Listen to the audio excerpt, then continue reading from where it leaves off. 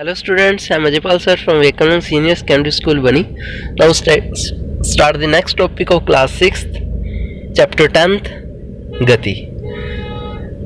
तो आज हम इस चैप्टर के बारे में डिस्कशन करने जा रहे हैं नेक्स्ट गति के प्रकारों के बारे में कि गति कितने प्रकार की होती है। वैसे तो आपको पता है गति क्या होती है, किसी भी चीज का मोशन करना, किसी भी चीज का चलना गति कहलाता है। तो अब वो बॉडी की कितने प्रकार से चल सकती है, कैसे कैसे अपना मोशन कर सकती है, तो अब हम वो डिस्कशन करेंगे। चलो हम पढ़ते हैं गति के प्रकार। आपने सीधी सड़क पर किसी वाहन की गति, किसी परेड में सिपाहियों के मार्च पास्ट की गति अथवा किसी गिरते पत्थर की गति का प्रेक्षण किया होगा। यह किस प्रकार की गति है? 100 मीटर दौड़ प्रतियोगिता में धावक भी सरल रेखा के अनुदिश दौड़ते हैं, तो ये सरल रेखीय गति है, बिल्कुल सीधे वो स्ट्रेट दौड़ेंगे। क्या आप अपने चारों ओर देखकर इसी प्रकार के और अधिक उदाहरण सोच सकते हैं? क्या आप और उदाहरण के बारे में पता लगा सकते हैं कि जिसके अंदर बिल्कुल सीधा गति हो, सरल रेखीय गति हो? चलो हम पढ़ते हैं सरल रेखीय गति के कुछ उदाहरण। इन सभी उदाहरणों में हम देख सकते हैं कि वस्तुएं सरल रेखा के अनुदिश गति कर रही हैं। इस प्रकार की गति को सरल रेखीय गति कहते हैं। एक पत्थर लीजिए, इससे एक धागा बांधिए तथा अपने हाथ से इसे तेजी से घुमाइए। पत्थर की गति को ध्यान से देखिए। हम देखते हैं कि पत्थर वृत्तीय पथ के अनुदिश गति करता है। पत्थर क्या करता है? गोल गोल घूमता है। तो वो कौन सी गति होगी? चलो पढ़ते हैं। इस गति में पत्थर की आपके हाथ से दूरी समान रहती है। इस प्रकार की गति को वर्तुल गति कहते हैं। जिसमें कोई भी चीज गोल गोल घूमती है उसको वर्तुल गति बोला जाता है। बिजली के पंखे की पंखुड़ियों पर अंकित किसी चिन्ह की गति इसी घड़ी के सेकंड की सुई की गति वर्तुल गति के उदाहरण है।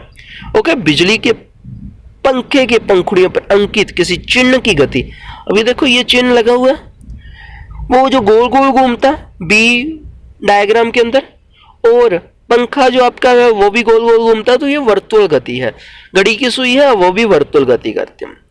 बिजली का पंखा अथवा घड़ी सव्य एक स्थान से दूसरे स्थान पर गति नहीं कर सकते, परंतु पंखे की पंखुड़ियां घूर्णन करती हैं तथा ऐसा ही घड़ी की सुइयां भी करती हैं। यदि हम पंखे की पंखुड़ियां अथवा घड़ी के सुइयों पर कहीं किसी प्रकार का कोई चिन्ह अंकित कर दें तो घूर्णन करते समय भी पंखे अपनी घड़ी के केंद्र से इस चिन्ह की दूरी समान रहेगी। ओके, तो अब ये देखो कि वो गोल गोल घूमना है, उसने कहीं जाना नहीं है, बस एक ही जगह पे गोल गोल घूमते रहना, तो वर्तुल गति कहलाती है। बूझो यह निश्चित नहीं कर पा रहा है कि जब हम पत्थर को तेजी से घुमाते हैं तब हम यह क्यों कहते हैं कि पत्थर की हाथ से दूरी समान रहती है। क्या बूझो को यह समझने में सहायता कर सकते हैं?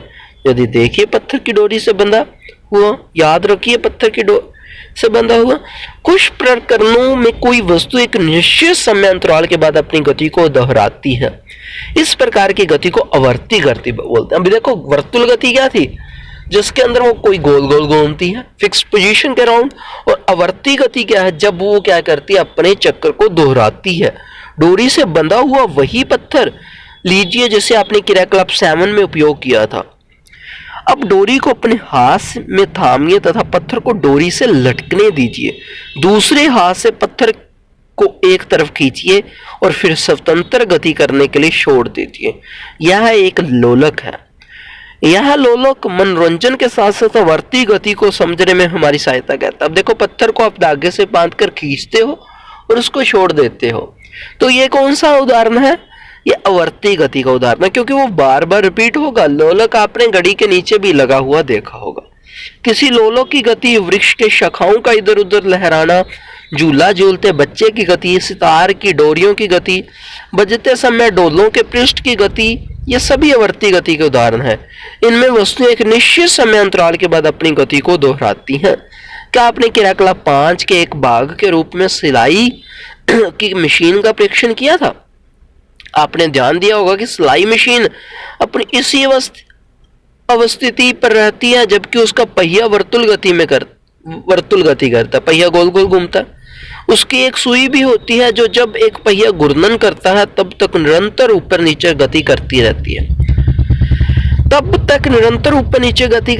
है। ऐसा क्या ऐसा नहीं है यहाँ सुई वर्ती गति कर रही है, क्योंकि वर्ती वो बार बार अपने गति को रिपीट कर रही है, तो वर्ती गति है। उसका जो पहिया है आगे वाला वो वर्तुल गति कर रहा है।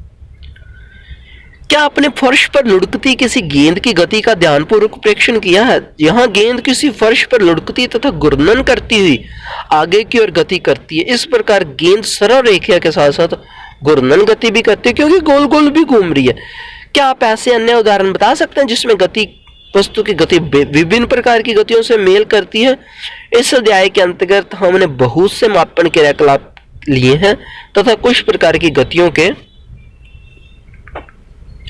विषय में चर्चा की है। हमने देखा है कि समय के साथ स्थिति में परिवर्तन को गति कहते हैं। स्थिति में हुए इस परिवर्तन को हम दूरी मापन द्वारा ज्ञात कर सकते हैं कि कितनी दूरी हुई है।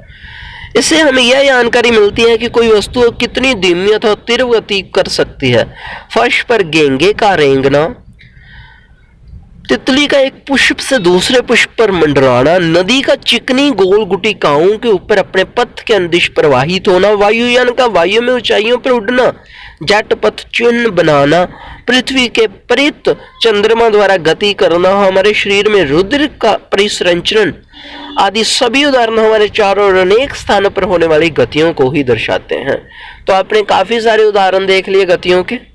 ओके, तो आज हम क्या करेंगे, इस चैप्टर को हमने कंप्लीट कर दिया। आज हमने जितना अपने चैप्टर करवाया उसके अंदर से आपने क्वेश्चन आंसर डिस्कशन करने हैं, क्वेश्चन आंसर की मैन्युफैक्चरिंग करनी है, क्वेश्चन आंसर बनाने हैं, और जितना चैप्टर पढ़ा है आपने उसको रिपीट पढ़ना है, सारा चैप्टर कंप्लीट, ताकि आपको कोई आगे कोई दिक्कत ना रहे।